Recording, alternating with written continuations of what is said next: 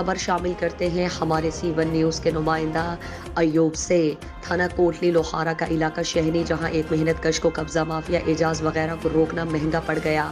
قبضہ مافیا کے 12 کس ملزمان نے محنت کش کو کلہاڑی اور ڈنڈے سوٹوں سے وار کر کے شدید زخمی کیا، جس پر پولیس کو اطلاع کرنے پر محمد قاسم کی مدعیت میں تھانہ کوٹلی لوہارا میں مقدمہ درج کر لیا گیا۔ سیالکوٹ میں دن بہ دن قبضہ مافیا متحرک ہونے لگا، ناجائز زمینوں پر قبضہ کرنا معمول کی بات ہونے لگی۔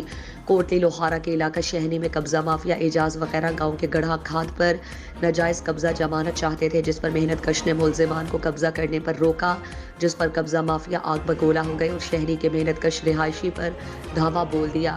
سائل کوٹلی لوہارا سے گھر واپس آ رہا تھا کہ چیلا روڈ نالی کے پاس پہنچا تو 12 کس ملزمان نے کلہاڑی کے وار اور ڈنڈے سوٹوں سے سائل کو شدید زخمی کر دیا۔